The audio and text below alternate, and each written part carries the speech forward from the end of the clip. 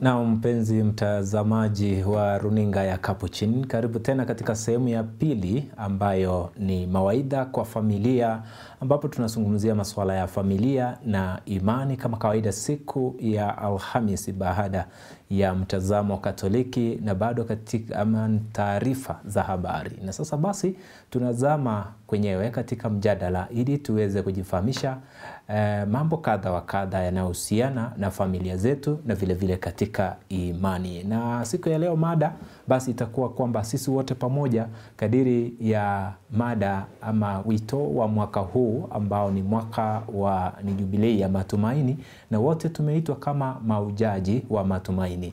Na basi sisi kama maujaji wa matumaini tunaelezwa siku ya leo kwamba hii ni zawadi kubwa, kwa sababu kila mmoja wetu ana wito wake binafsi na huduma ama karama ambayo amejaliwa na Mwenyezi Mungu. Basi katika hiyo hali ndio tunaweza kujadili, tuelewe zaidi sisi ni maujaji, tujielewe kama maujaji na ni yapi ambayo tunajifunza kutokana na kuona kule kuwa zawadi.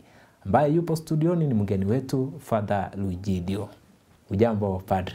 Sina jambo. Wiki mzima imekuwaje? Wiki imekuwa njema, furaha tele. Furaha tele. Jambo. Na inaonyesha matumaini, hata tabasamu yenyewe basi matumaini yapo. Matumaini ni yapo. Na tunashukuru. Asante. Kwa sababu hatuwezi ishi bila matumaini. Bila matumaini. Yeah.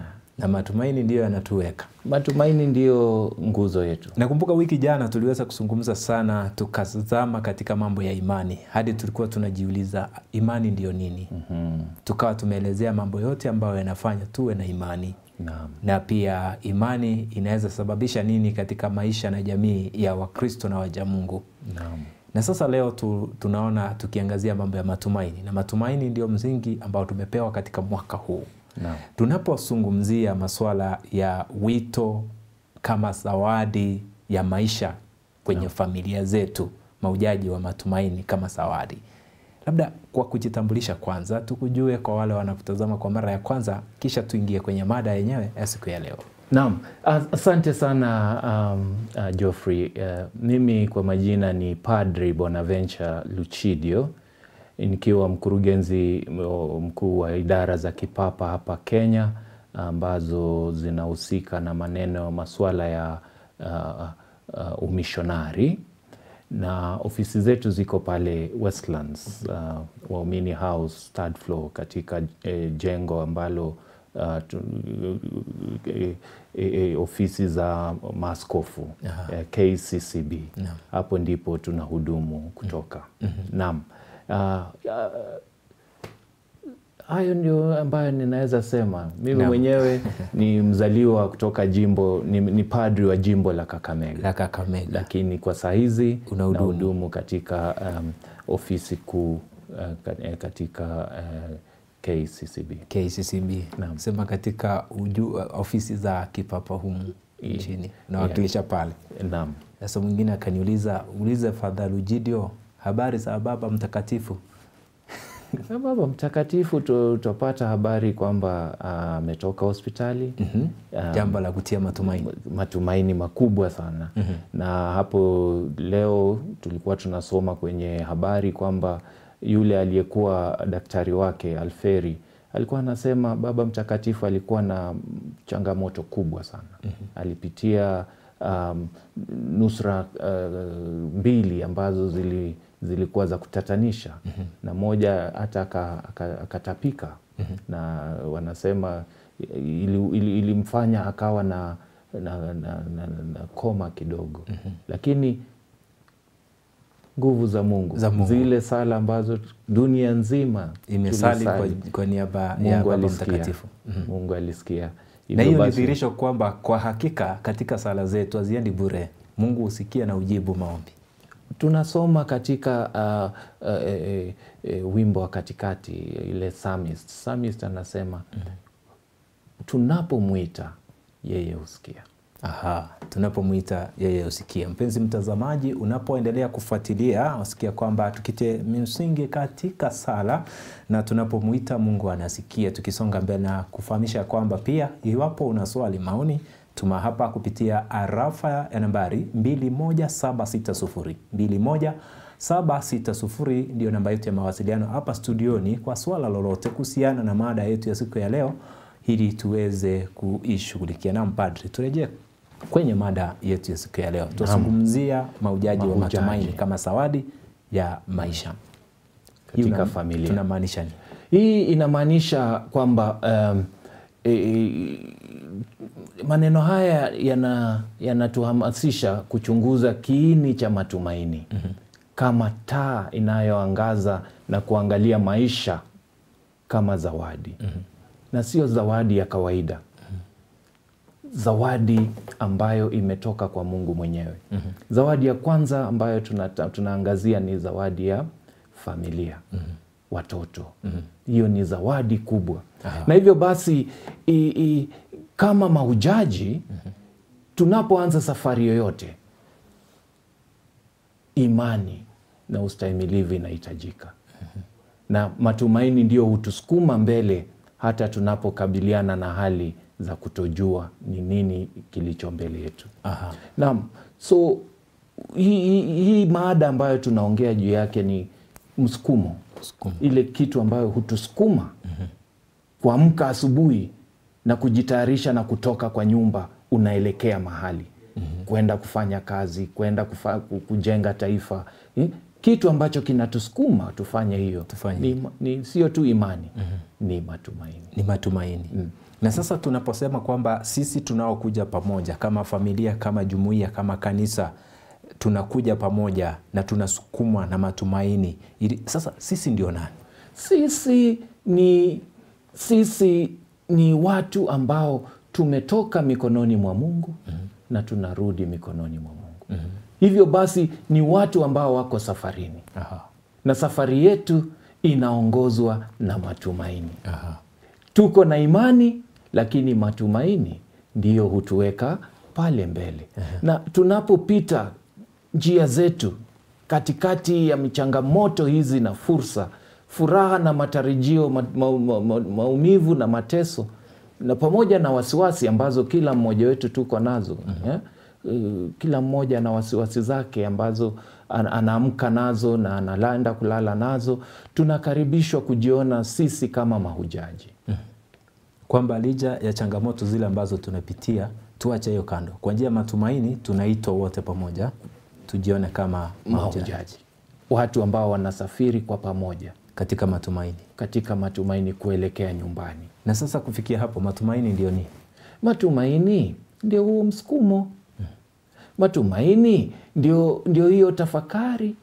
Matumaini ni nguvu inayopunguza roho ndogo, ndoto zetu, na kufanya tuwe na matarajio. Tunaweza sema ni imani thabiti katika kesho bora. Tunaweza sema hata katika nyakati za kukata tamaa, matumaini hutupa uwezo wa kuona uwezekano wa vitu upya. Tunaona uponyaji, tunaona ukuaji. Matumaini hutupa hiyo yote katika maisha yetu. Hivyo basi matumaini ni hisia ya kwamba vitu viko bora. Leo inaweza kuwa ni changamoto, kesho itakuwa bora. So kwa muktasari ni kusema matumaini ni tamaa ya kutamani kitu kizuri kutokea. Tamaa ya kutamani kitu kizuri kutokea. Ndiyo matumaini. Ndio matumaini. Na imani yetu ni katika uwezekano wa kutekeleza hilo jambo. Tunaishi katika taifa la Kenya. Maisha ni magumu, changamoto hapa pale. Naam.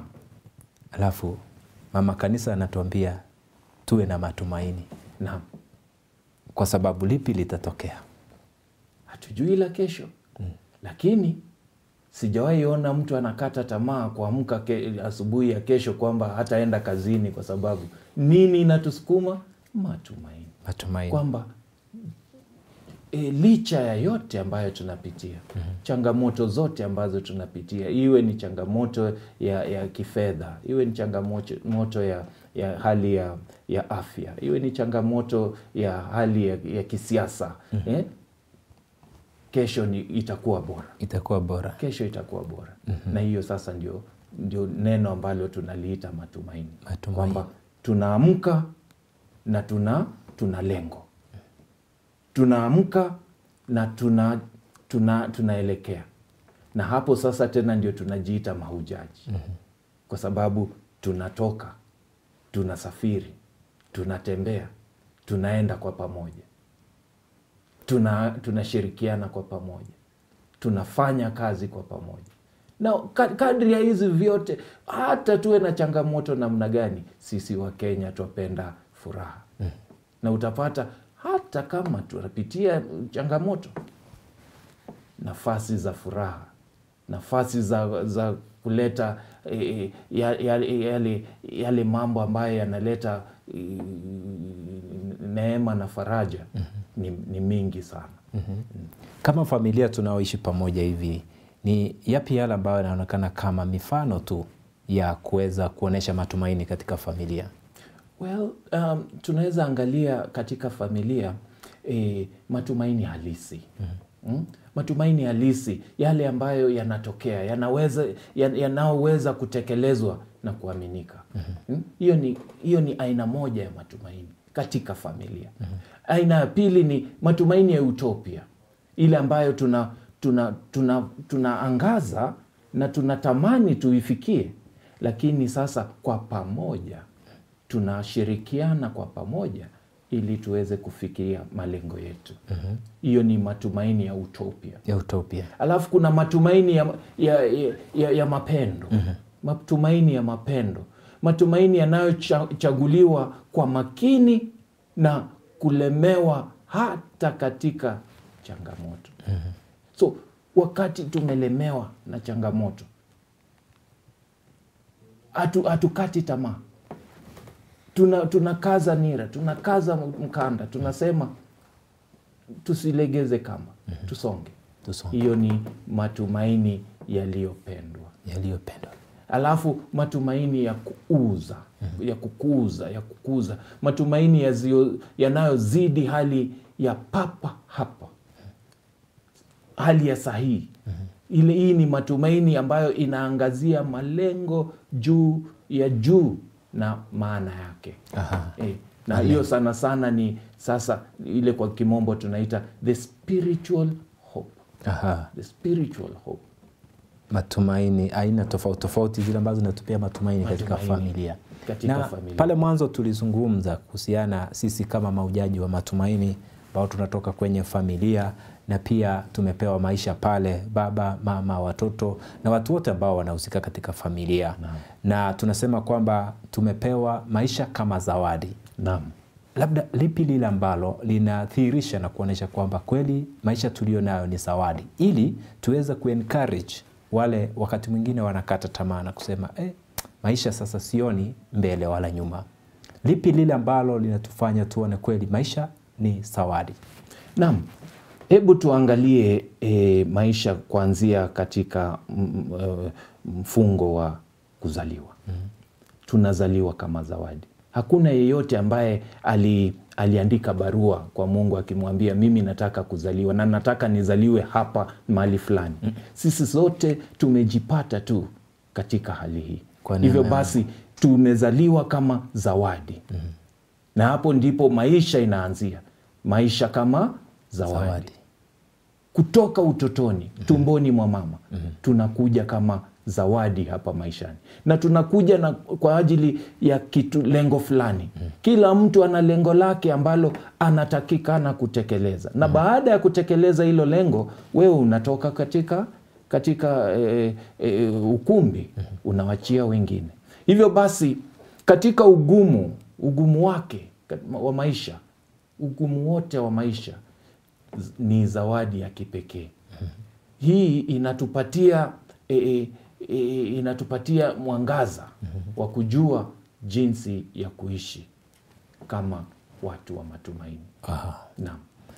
Asante sana kwamba tunapoishi hivyo tunaonesha kwamba tunaishi kwa kuonesha hayo matumaini kadiri tunavyoishi. Na sasa tukiishi Twaenenda vipi kwenye matembezi? Tumeitwa mahujaji. Mahujaji wakati mwingine unaweza sema kwamba watu wanaotembea kwa hayo matumaini. Kabisa. Naam. Sasa watembezi wa matumaini. Naam. Naam. Na hii inahitaji ustahimilivu. Katika safari yote, matembezi yote unahitaji ustahimilivu. Mfano, ukiwa katika mazoezi ya kutembea, unaenda kilomita 3. Unajua katika safari hiyo unafika mahali unachoka. Natamani urudi. Unaangalia penye unaenda, penye umefika. Sasa unahitaji uvumilivu, ustahimilivu. Unahitaji imani na shukrani. Safari ya maisha inapaswa kushughulikiwa kwa uvumilivu. Na hiyo ndio kitu cha msingi hata katika familia. Safari ya familia zote ni milima na mabonde. Hivyo tunahitaji uvumilivu, sio tu kwa ajili ya maslahi ya kibinafsi tu, bali pia kwa ajili ya wale tunaowasiliana nao. Matumaini yetu yanaweza kuenea, kuhamasisha wengine kutoka katika majaribu yao na wasiwasi zao. Naam. So wazo la maisha kama zawadi linatukumbusha kuthamini kila tukio, hata zile zilizojaa changamoto. Sisi kama mahujaji basi, tunapoanza safari yetu kwa imani na nia thabiti, kila mmoja wetu tumepewa nguvu isiyofutika ya matumaini. Kila mmoja ana nguvu. Na unapozungumzia kuhusiana na safari kama familia pale, na pale mwingine akauliza kwamba tukizungumzia miito, labda tutaangalia sehemu mbili za miito. Kuna mwito wa familia na kuna mwito wa kutumikia Mungu katika kanisa pia. Na wote tuko kwenye safari ya matumaini, matembezi ya matumaini. Tumeongelelea kuhusiana na familia kwamba ndio changamoto zipo kwenye familia, na katika hiyo safari ya maisha ya ndoa unaweza kumbana na changamoto hapa pale, lakini inataka ukakamavu, ustahimilifu, uvumilivu, sala na nguvu ya kutembea. Hebu katika hii sehemu nyingine. Naam. Unajua mtu huenda akajifulia maisha ni hivyo tu. Sisi vile tuko mimi na wewe tumekamilisha mito. Mwito katika ndoa, familia, mwito wa ordini na wa konsekrasio. Naam. Wewe unapoongea juu ya changamoto, mimi pia naongea juu ya changamoto.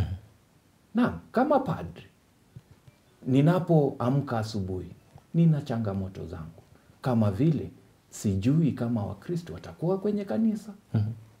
Na mahubiri yangu yataafikiana na matarajio ya watu ambao wanakuja kunisikiza.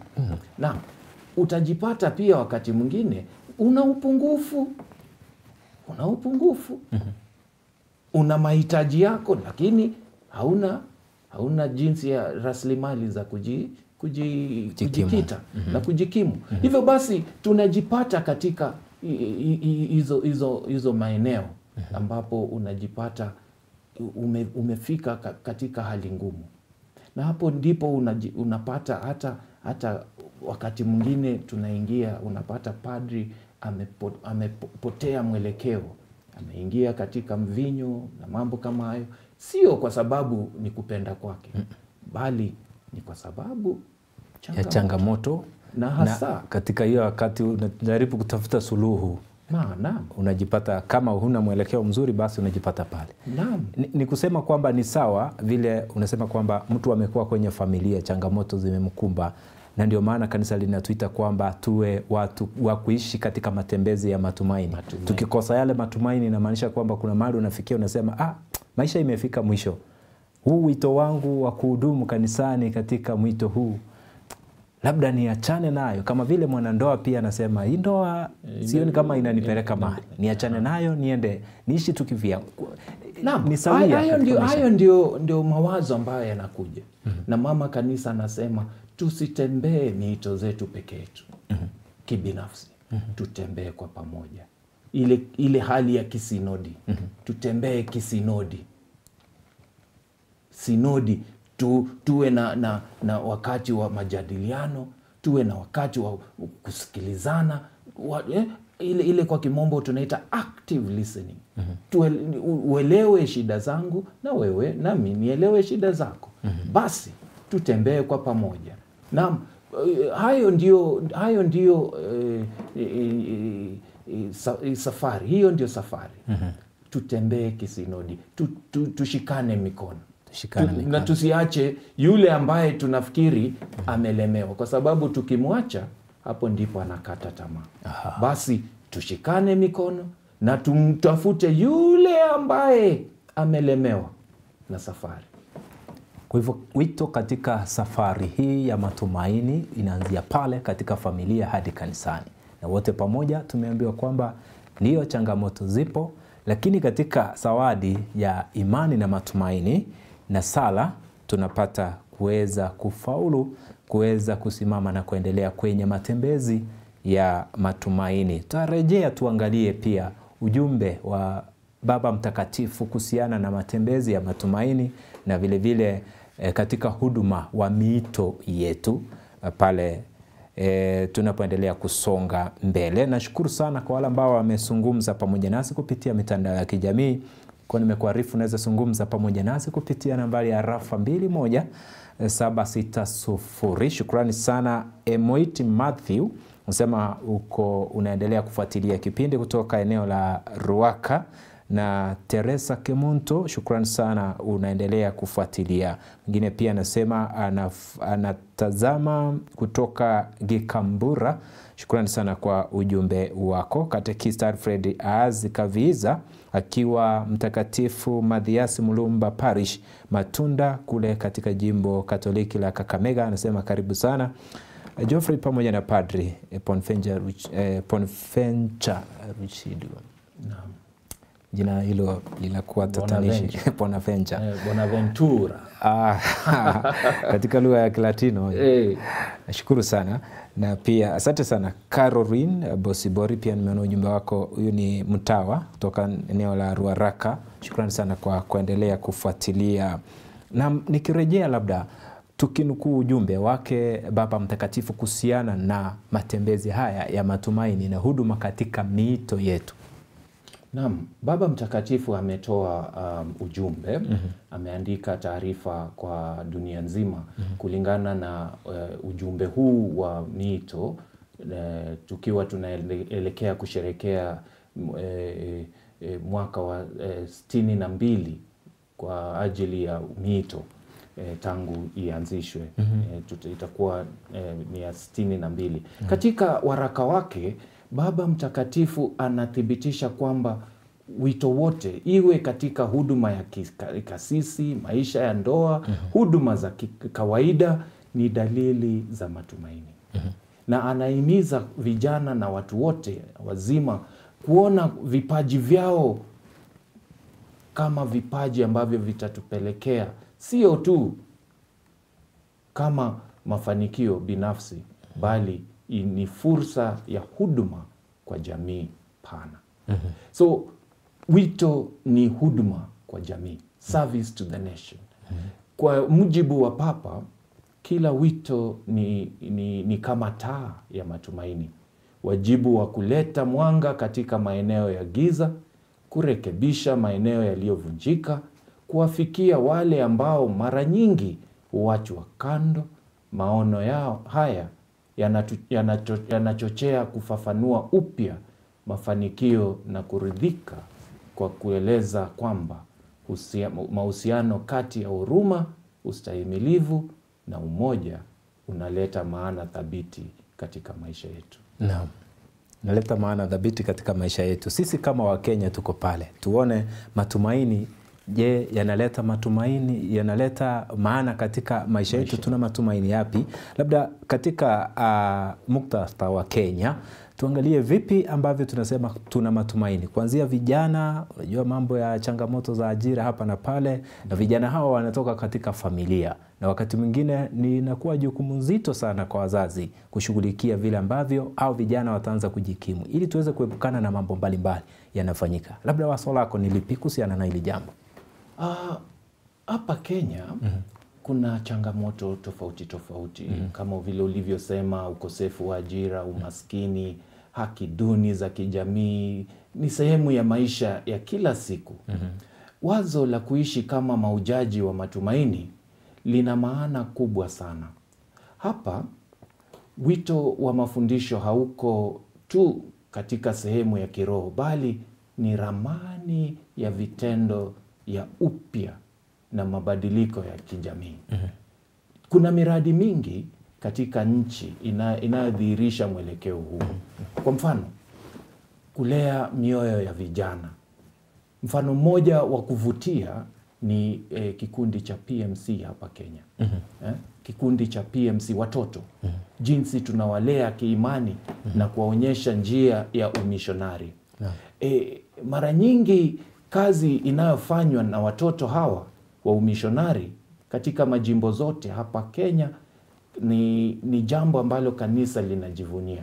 Na viongozi wa kanisa wametambua kuwa watoto hawa wakipata malezi bora na sahihi au kuwa nguzo ya maisha ya dini na vitendo katika maisha. Unaweza angalia nguvu ya elimu na uhamasishaji kwa shule Katoliki. Na kwa mfano katika habari tumeona habari ya mwisho ilikuwa inaonyesha kwamba wanahamasisha vijana. Tunapohamasisha vijana sio tu kuwahamasisha, lakini ni kuwapa maelezo ile ambayo tunaita skills development, skills, talent skills. Ndipo atakapojikimu hatahitaji kuajiriwa. Lakini na ile hiyo taaluma yake anaweza jikimu katika maisha. Naam. Ni kwa sababu ya muda unasonga sana, lakini kuna mambo mengi ambayo tunaweza kuzungumzia ili kuweza kuinua jamii kuanzia kwa watoto na vijana wetu katika familia. Labda tukimalizia pia ukielezea ujumbe wako wa mwisho, tuangalie lipi ambalo tunapaswa kuzingatia kama Wakristo katika kulea mioyo ya vijana. Katika kulea mioyo ya vijana tutaweka elimu na mafunzo mbele. Na sio tu elimu ya akili. Elimu ya akili, elimu ya roho na elimu ya kimwili.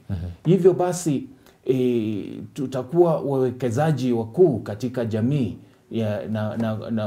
na kuweka mizizi kwa juhudi za kupima sio tu mali halisi, bali utajiri usioonekana wa matumaini. Hivyo ndivyo jinsi ya kuweza kulea mioyo ya vijana. Na tukiweza kutunza vijana, nimesikia mwakilishi wa Baba Mtakatifu Askofu Mkuu Bert Van Megen akisema kwamba vijana mjikakamue, nyinyi ndio tegemeo katika nchi yetu na pia tegemeo katika kanisa, na masuala ni wito ambao umetolewa sana. Na basi pia kanisa lina jukumu la kutoa mwelekeo namna ya kulea nyoyo za hawa vijana.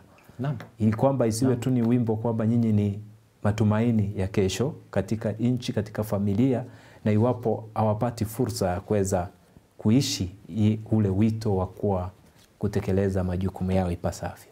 Na ndio maana ukiangalia hata Baraza la Maaskofu sasa wametenga hiyo idara ya vijana.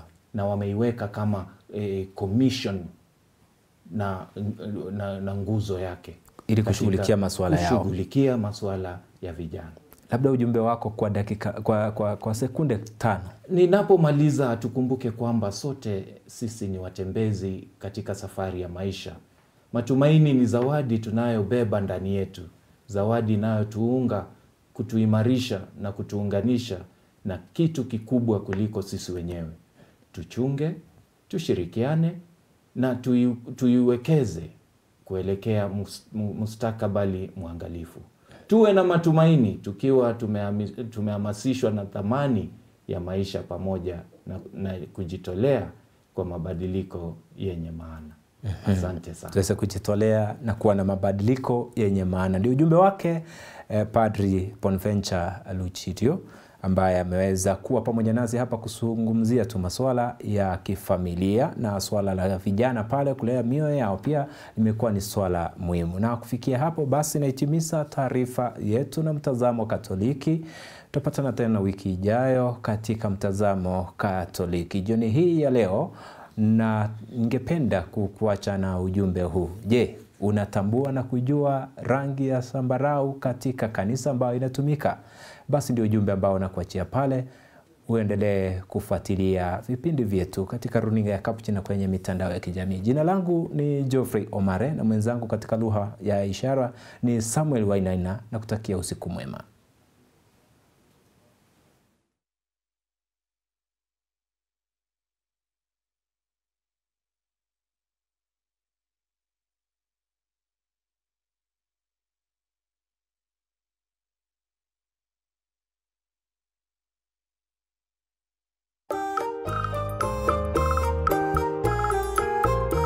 Je, wajua rangi ya zambarau? Je, wajua maana ya rangi ya zambarau kama inavyotumika katika kipindi cha Kwaresma? Rangi ya zambarau huashiria toba, unyenyekevu na maandalizi. Enzi za kale, rangi ya zambarau ilikuwa ni ghali mno na ilikuwa ikihusishwa tu na wafalme na matajiri. Mmojawapo wa rangi za pazia za tabernakulo ilikuwa ni zambarau, na wafalme wa Midian walikuwa wakivaa mavazi ya zambarau. Katika Injili yupo mtu tajiri aliyekuwa akivaa mavazi ya zambarau. Maaskari wa Kirumi walimvalisha Yesu vazi la zambarau ili kumfanyia mzaha kama mfalme wa Wayahudi. Wakati wa Kwaresma, zambarau inawakumbusha waumini juu ya ufalme wa Kristo na mateso yake. Mapadri huvaa mavazi ya zambarau katika misa na altare hupambwa hivyo hivyo kuashiria taadhima ya msimu huu.